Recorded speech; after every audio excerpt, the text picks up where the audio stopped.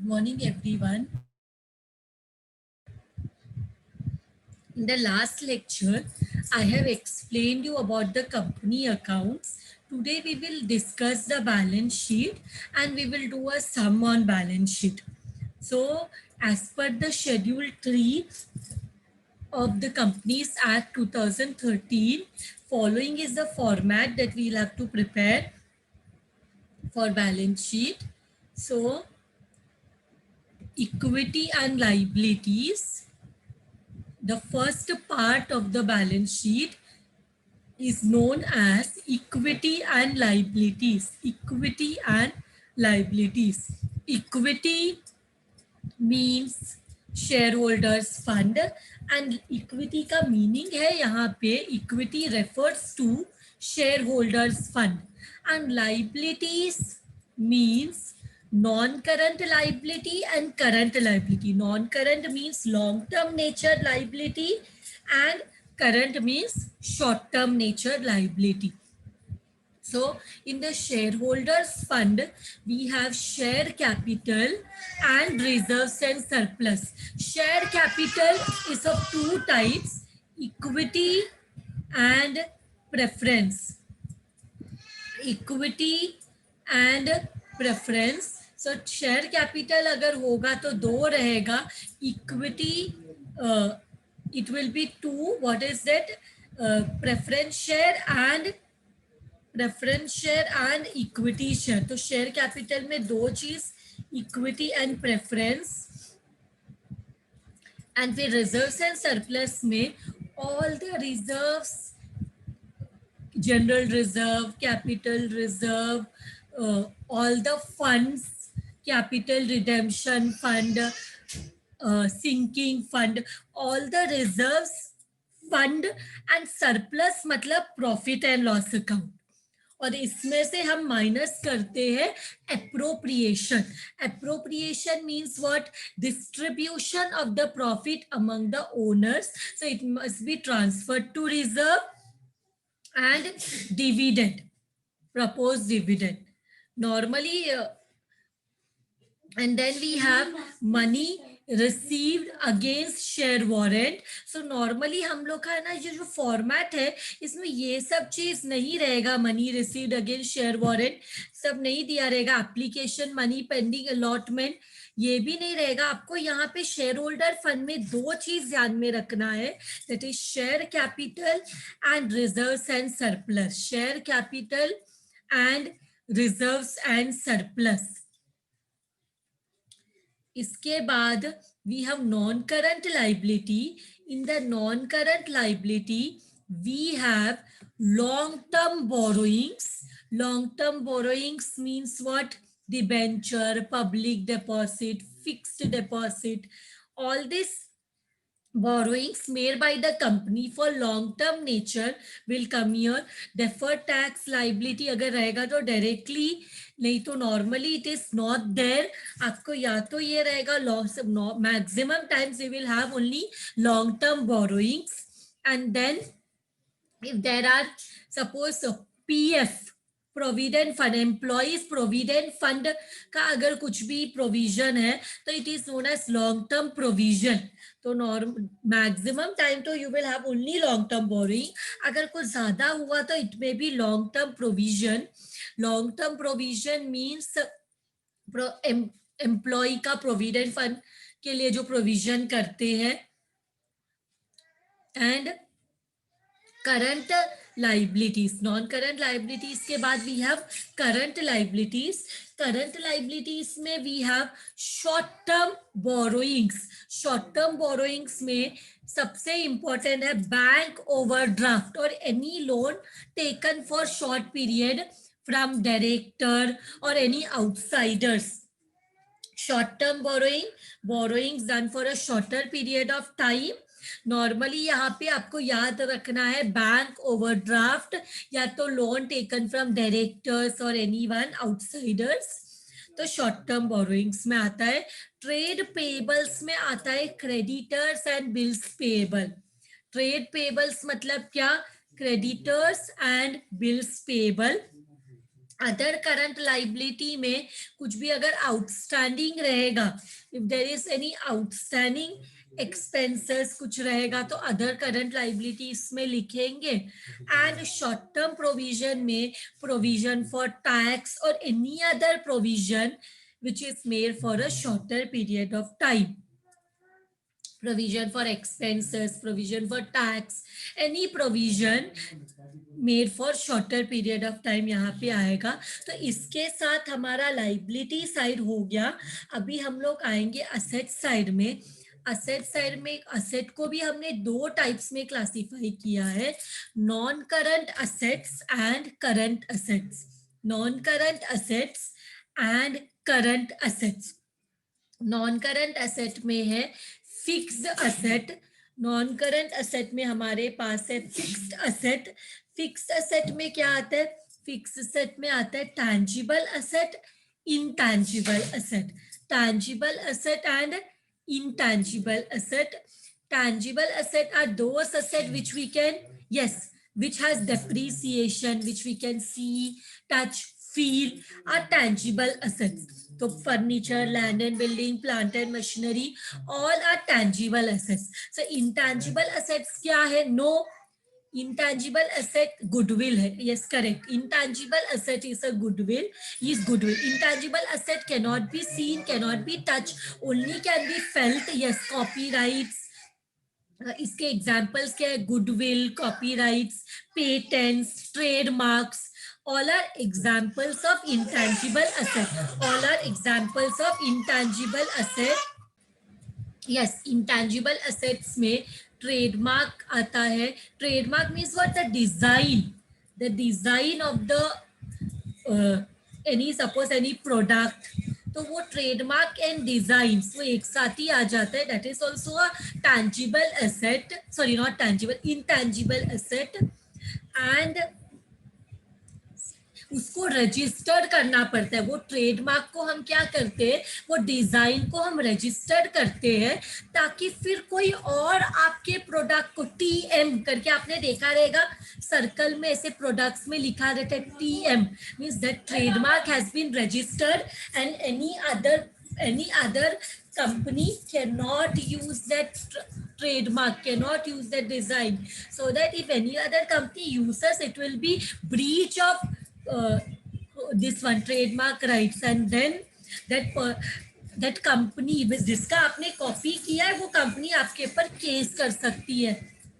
So इसलिए it is a intangible asset.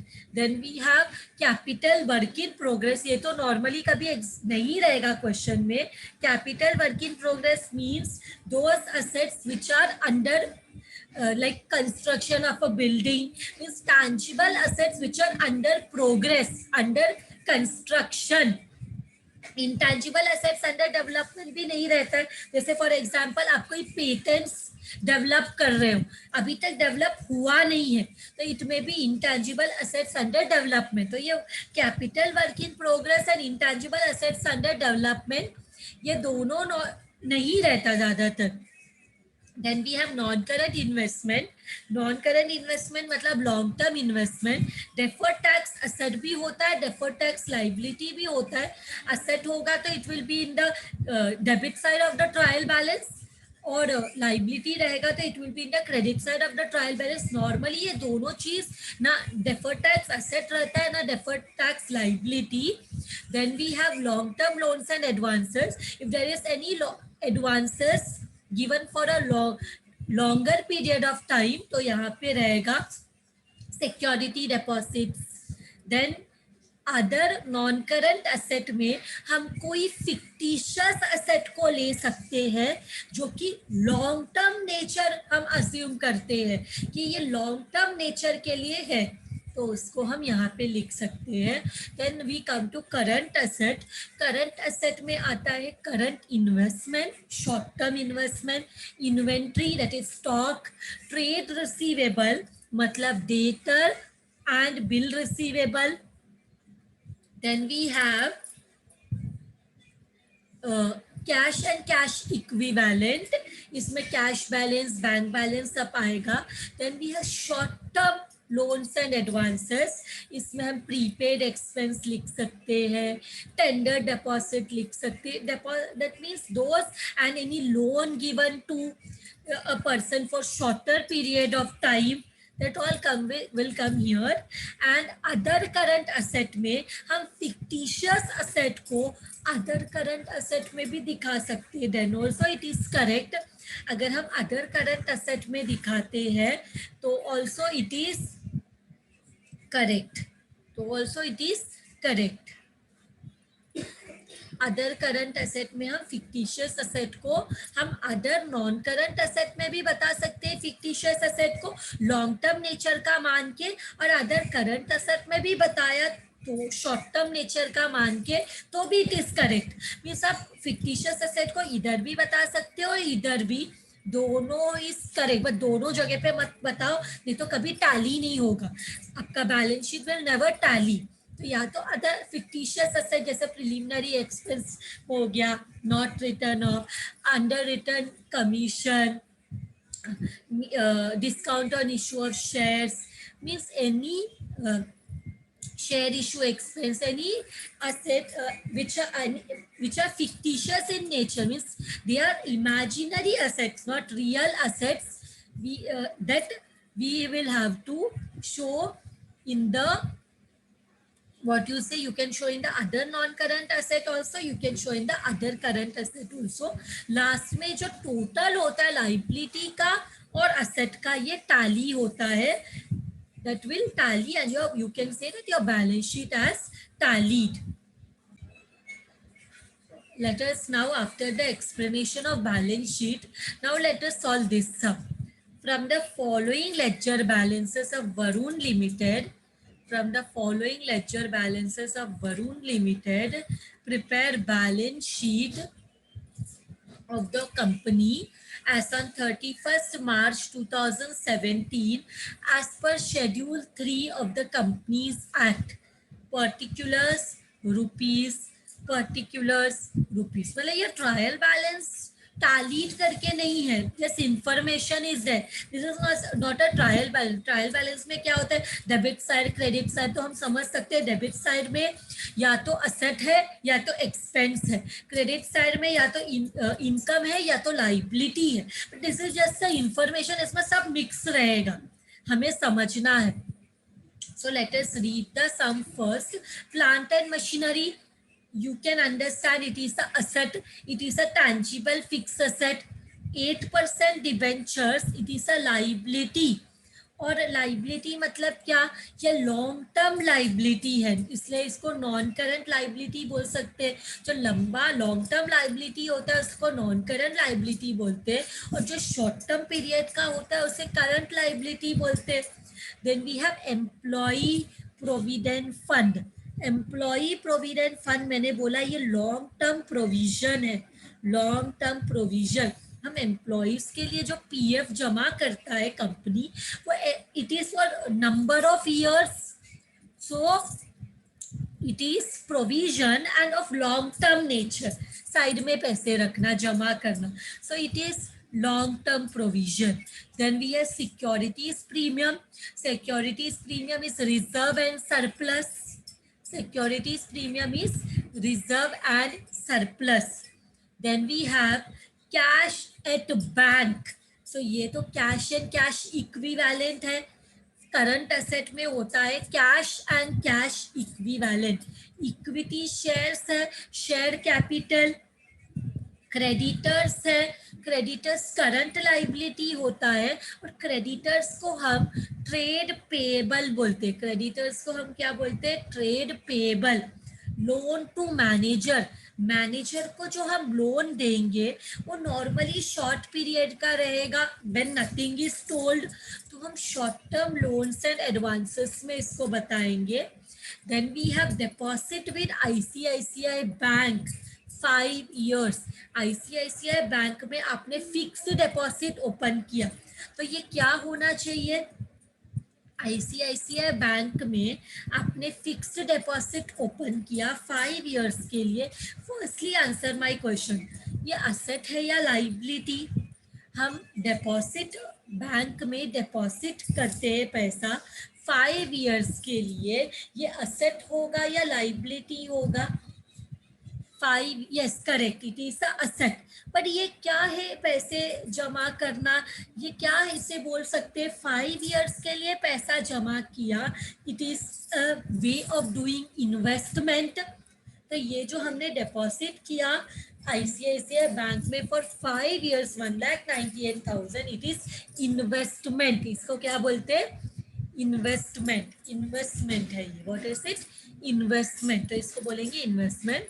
Then we have prepaid, then we have prepaid insurance. Prepaid insurance को हम short term loans and advances बोलते हैं, short term loan and advances. Then land and building, ये तो fix asset है, tangible. Public deposit, ये debenture के जैसा लॉन्ग टर्म लोन है, लॉन्ग टर्म बोरोइंग है। कंपनी को जो बोरो करना होता है पब्लिक से, तो पब्लिक डिपॉजिट, पब्लिक से डिपॉजिट लेके बोरो कर सकता है। Provision for tax, it is short term provision, provision for tax is short term provision. Then we have bank, cash at bank balance, ये बैंक है ना आधा ही, हाँ दिस इज बैंक, मतलब बैंक बैलेंस, 2 बार दिया है ये। Cash at bank and bank means the same, ये एक्चुअली होना चाहिए था फिर कैश इन हैंड, पर यहाँ पे क्वेश्चन में it is given like that, ये एक्चुअली होना चाहिए था cash in hand, but there is a mistake in the text book, they have told cash at bank and bank, both refers to the same thing. तो ऐसा होना चाहिए था cash in hand और ये कैश इन बैंक। फिर bills receivable, bills receivable को हम ट्रेड रिसीवेबल बोलते हैं, बिल्स रिसीवेबल को हम ट्रेड रिसीवेबल बोलते हैं। ट्रेड रिसीवेबल में 2 चीज आता है, डेटर और bill receivable. Then we have brokerage on issue of share, this is like commission, underwriter जैसे कमीशन लेता है ना फॉर सेलिंग द शेयर, तो ये है brokerage on issue of share, brokerage on issue of share. तो इसको भी हम इसको हम कहाँ पे लेंगे? इसको हम नॉन करंट असेट में बता सकते हैं, अदर नॉन करंट असेट या अदर करंट असेट, दोनों में से कोई भी एक जगह में बता सकते हैं। बिकॉज जितने भी फिक्टिशियस असेट्स होते हैं उसको हम अदर नॉन करंट असेट में बता सकते हैं या अदर करंट असेट में। फिर हमारे पास है bank overdraft, bank overdraft is a short term borrowing, bank overdraft is a short term borrowing. Then we have security deposit, it is loans and advances, क्योंकि बोला नहीं है शॉर्ट टर्म है या लॉन्ग टर्म है, we can write that long term loans and advances, long term loans and advances. फिर last में हमारे पास ट्रेडमार्क है, trademark is a intangible asset, trademark is a intangible asset, ये भी हो गया। इसके बाद क्वेश्चन में एक नोट है कि there are 24,000 fully paid equity shares of ₹100 each, जिसमें से ₹50 इज कॉल्ड अप, मतलब शेयर तो 24,000 है बट 100 रुपीज के शेयर में सिर्फ 50 रुपीज ही कॉल किया है। तो जरा करो 24,000 इंटू 50, हमें कितना शेयर कैपिटल दिया है क्वेश्चन में? क्वेश्चन में देखो शेयर कैपिटल कितना दिया, I am not able to see. Question में शेयर कैपिटल दिया, इक्विटी शेयर्स करके दिया है, देखो 12 लाख, इक्विटी शेयर्स 12 लाख, मतलब 24,000 इंटू 50 करते हैं तो भी 12 लाख मिलता है। मतलब हमारा जो इक्विटी शेयर्स है वो सिर्फ 50 रुपीज कॉल्ड अप है, बाकी 50 रुपीज कंपनी अपने लाइफ टाइम में कभी भी दोबारा कॉल कर सकती है। It is 12 lakhs. So now we can start the sum. What is the name of the company? Varun Limited. Varun Limited. इसमें लिखेंगे balance sheet,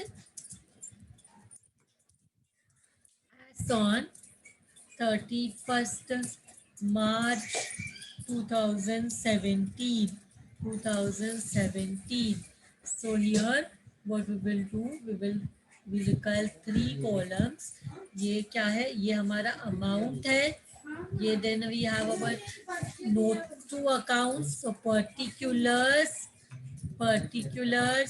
notes to account, notes to account, and then we have notes to account के बाद we have rupees. तो ऐसे balance sheet के पहले part को हम क्या बोलते हैं, लाइबिलिटी साइड को हम बोलते हैं इक्विटी एंड लाइबिलिटीज. क्या बोलते हैं, इक्विटी एंड लाइबिलिटीज. तो इक्विटी एंड लाइबिलिटीज में हम क्या बोलेंगे, इक्विटी एंड लाइबिलिटीज में ये इक्विटी को बोलेंगे शेयर होल्डर्स फंड. इक्विटी को बोलेंगे share holders fund.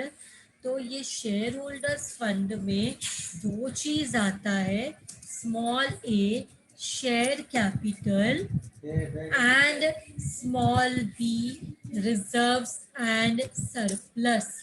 Reserves and surplus. तो शेयर कैपिटल के लिए हम लोग नोट्स टू अकाउंट में जाएंगे 1, एंड रिजर्व्स एंड सरप्लस के लिए भी हम नोट्स टू अकाउंट में बताते हैं, जो भी उसमें अंडर कंटेंट है उसको हम नोट्स टू अकाउंट में शो करते हैं.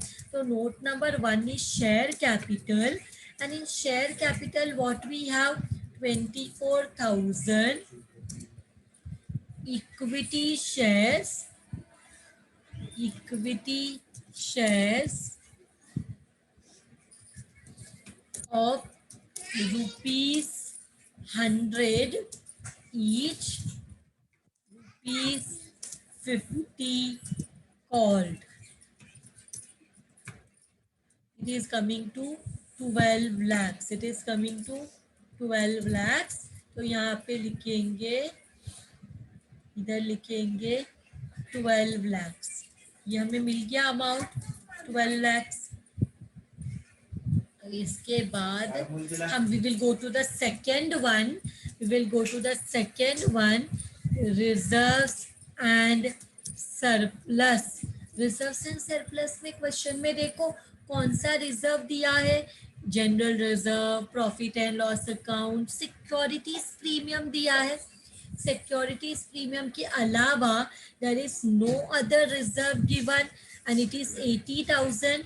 सो we will write here securities premium. We will write here securities premium. Securities premium we will write here 80,000. तो यहाँ पे हमें securities premium भी मिल गया 80,000. सो सॉरी, अभी क्या करेंगे, इधर बी लिखेंगे. शेयर कैपिटल तो मिल गया, शेयर होल्डर्स फंड तो मिल गया. शेयर होल्डर्स फंड में दो चीज आएगा, share capital, reserves and surplus, वो दोनों मिल गया. तो अब हम लिखेंगे लाइबिलिटी दो टाइप का है, non current liability, non current liabilities and current liabilities. तो नॉन करंट लाइबिलिटीज में हम लिखते हैं long term borrowings. Long term borrowings. तो लॉन्ग टर्म बोरोइंग्स में क्या है, डिबेंचर है और पब्लिक डिपॉजिट है. There are two things in the long term borrowings. इधर लिखेंगे long term borrowings. Long term borrowings में we have two things. The first one is 8% debentures. 8% debentures कितना अमाउंट है, 8% debenture is 8 lakhs. Then we have public deposit for 5 lakhs. Public deposit for 5 lakh. ये हमने already discuss किया है. 5 लाख दोनों को add करेंगे तो कितना होगा, it will become 13 lakhs. 13 lakhs. तो यहाँ पे लॉन्ग टर्म बोरोइंग्स में लिखेंगे it is 13 lakhs. 13 lakhs. So ये हमें मिल गया 13 lakhs. Now what we will do, इसके बाद देखो कोई लॉन्ग टर्म प्रोविजन है क्या, कोई long term provisions is there, कि हमने कोई प्रोविजंस किया हो for longer period of time. Is there any provision that is we are keeping aside some money for longer duration? Yes, employee provident fund एक ही है, तो हम लोग को है ना ये नीचे नोट्स बनाने का जरूरत नहीं है, डायरेक्टली हम लिख सकते हैं. ऐसे इधर ब्रैकेट में तुम्हारे अंडरस्टैंडिंग के लिए मैं बता रही हूँ, इसे ब्रैकेट में दिखाने का भी जरूरत नहीं है. Employee provident fund is 1,30,000, 1,30,000. तो ये हमारा ए है, this is A and this is B. Now what we have, now we have C. C में आएगा current liabilities. Current liabilities, so current liabilities में हम लिखते हैं शॉर्ट टर्म बोरोइंग्स. क्या लिखते हैं, short term borrowings. Short term borrowings में अगेन इसको भी ए बी में दिखाना पड़ेगा. शॉर्ट टर्म बोरोइंग्स में अगर हमारे पास किसी को लोन दिया, लोन सॉरी किसी से लोन लिया है, दिस इज अवर बोरोइंग्स, हमने बोरो किया है, तो हमने यहाँ पे इसमें सबसे इंपॉर्टेंट होता है बैंक ओवरड्राफ्ट. तो यहाँ पे क्वेश्चन में बैंक ओवरड्राफ्ट है, बैंक ओवरड्राफ्ट ही इट इज देयर. वैसे ब्रैकेट में तुम्हारे अंडरस्टैंडिंग के लिए मैं लिख रही हूँ bank overdraft. How much is the amount of bank overdraft, it is 1,50,000, 1,50,000. And इसके अलावा डायरेक्टर से लोन लिया कंपनी ने या किसी आउटसाइडर से लोन लिया for shorter period of time will come in short term borrowings. Then we have trade payables. Trade payables में क्रेडिटर्स और बिल्स पेबल आता है. तो क्वेश्चन में देखो क्या है, क्रेडिटर्स है, क्रेडिटर्स इज देयर.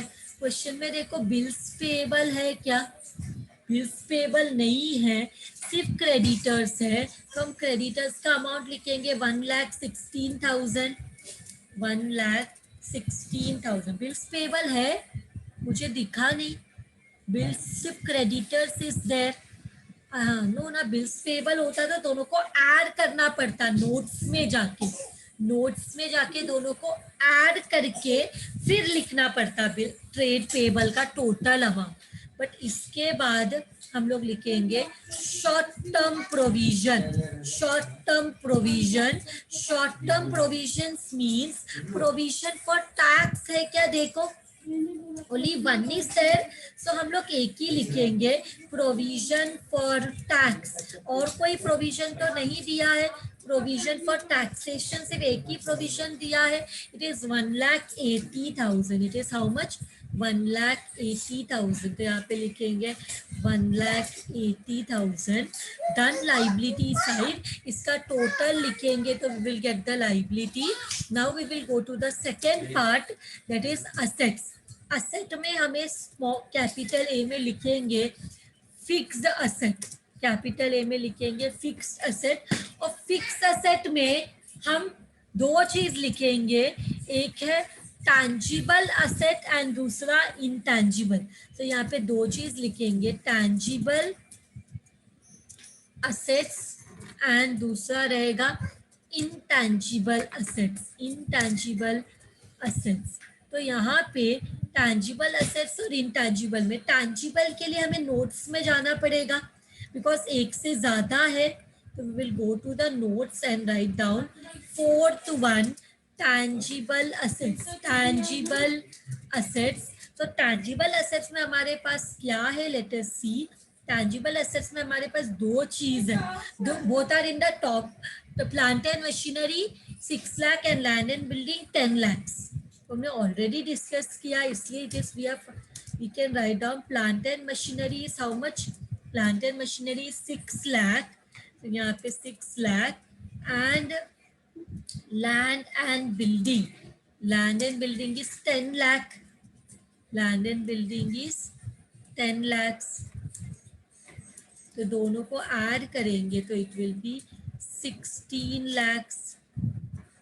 16 lakhs, तो यहाँ लिखेंगे हमें टैंजिबल एसेट्स मिला 16 lakhs।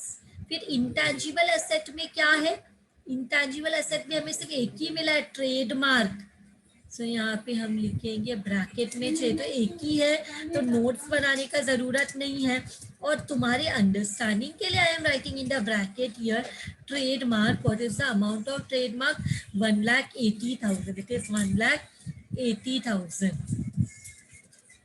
इसके बाद हम लोग लिखेंगे non current, will write non current, sorry यहाँ पे ना मुझे फिक्स एसेट नहीं लिखना था, मुझे यहाँ पे लिखना था, 1 minute, it is non current asset. Non current asset, non current asset में आता है फिक्स एसेट, तो यहाँ पे मैं इसको ए बोल सकती हूँ।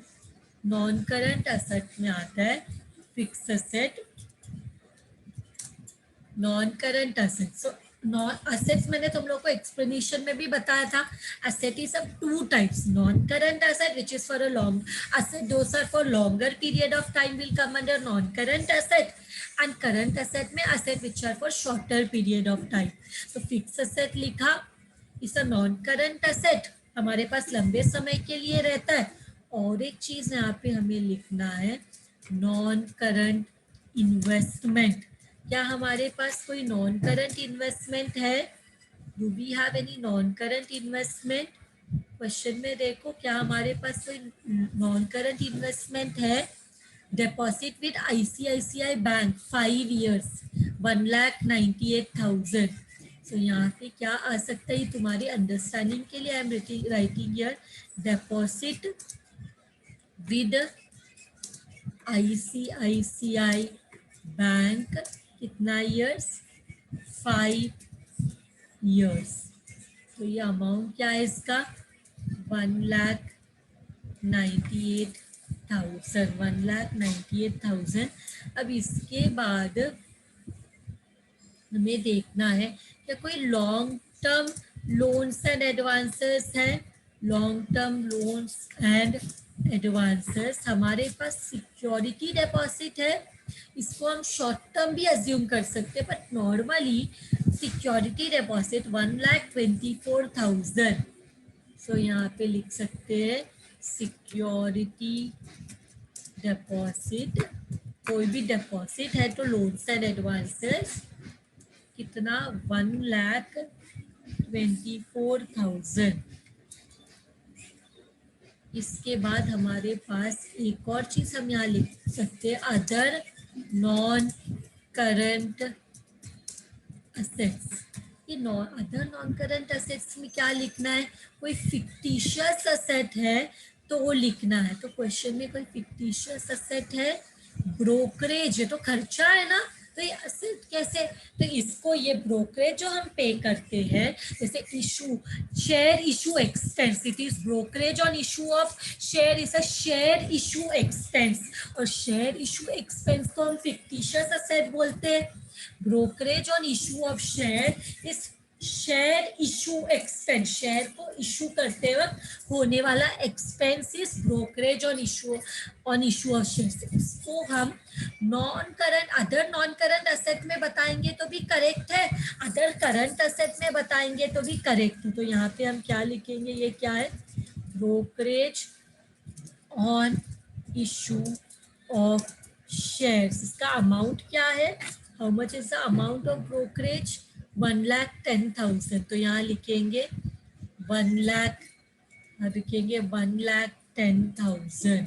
इसके बाद हम लोग जाएंगे D, that is current asset, non current asset and current asset. Current asset में हम लोग शॉर्ट टर्म इन्वेस्टमेंट तो कुछ है नहीं, करंट इन्वेस्टमेंट तो कुछ है नहीं हमारे पास, हमने डिस्कस किया। तो यहाँ पे what we will write, a inventories, what we will write, inventories. But inventories है क्या क्वेश्चन में, जरा देखो, स्टॉक है क्या ये क्वेश्चन में? नॉन करंट इन्वेस्टमेंट के बाद हम स्टॉक के बारे में लिखते हैं, बट यहाँ पे स्टॉक भी नहीं है. There is no inventories in this question. Inventories है ही नहीं, तो हम लोग यहाँ पे लिखेंगे इन्वेंट्रीज भी नहीं है, तो ट्रेड रिसीवेबल्स. ट्रेड रिसीवेबल्स नहीं, तो हम यहाँ पे क्या कर सकते हैं, इधर लिख सकते हैं करंट इन्वेस्टमेंट. है नहीं तो नील, नहीं लिखेंगे तो भी चलेगा, नहीं है तो यहाँ पे लिख सकते इट इज नील. फिर उसके बाद इन्वेंट्रीज. इन्वेंट्रीज भी नील है, इधर इन्वेंट्रीज भी नहीं बचा, इन्वेंट्रीज भी ईयर एंड में नहीं बचा. फिर हमारे पास आता है, इसके बाद लिखते हैं ट्रेड रिसीवेबल्स, डेटर और बिल रिसीवेबल. तो डेटर है इधर, डेटर तो नहीं दिख रहा. बिल रिसीवेबल है 2,40,000, तो यहाँ पे लिखेंगे 2,40,000, दैट इज बिल रिसीवेबल. फिर हम लिखते हैं cash and cash equivalent. Cash and cash equivalent में cash in hand, cash in bank लिखना है, बिकॉज दोनों क्वेश्चन में है, तो मुझे नोट में जाना पड़ेगा. Will write in the note cash and cash equivalent. इसमें क्या आएगा, cash in hand and bank. दोनों का अमाउंट देखते हैं कितना है. Cash in hand is 34,000, cash in bank is 5 lakh. So यहाँ पे लिखेंगे 34,000 एंड 5 लाख. 34,000 5 लाख, दोनों को ऐड करेंगे तो 5,34,000. यहाँ पे लिखेंगे 5,34,000. इसके बाद short term loans and advances. Short term loans and advances, इसमें हमारे पास क्या है, किसी को लोन दिया है हमने. Short term loans and advances में हमने लोन टू मैनेजर दिया है क्वेश्चन में, जरा देखो. लोन टू मैनेजर 70,000, तो यहाँ पे लिखेंगे लोन टू मैनेजर 70,000. तो किसी को लोन दिया, loans and advances. And last one में अदर करंट असेट. ये अदर करंट असेट में हमें जो ब्रोकरेज ऊपर लिखा है ना, ये हम इधर भी लिख सकते थे दो, लेकिन दोनों जगह लिख नहीं सकते.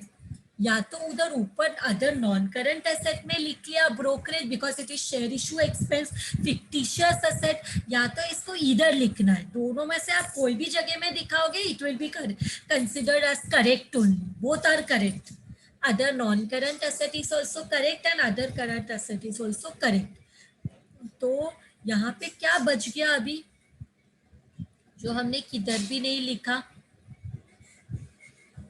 Current asset. प्रीपेड इंश्योरेंस हमने किधर भी नहीं लिखा, प्रीपेड इंश्योरेंस. तो यहाँ पे मैं ब्रैकेट में तुम्हारे लिए I am writing it, prepaid insurance 1 lakh.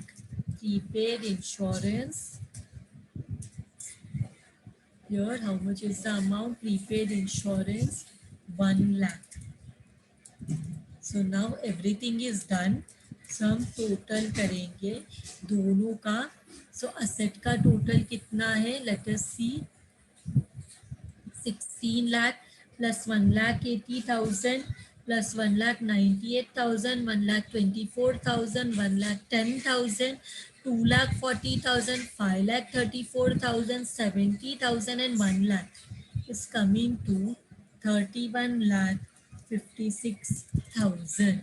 Same way here also 12,80,000, 13 lakhs, 1,30,000, 1,50,000, 1,16,000, 1,00,000 80,000, you should get 31 lakh 56,000. Check करो 31 lakh 56,000 आ रहा है 30. Even I will do the calculation. 12 lakh 80,000 plus 13 lakhs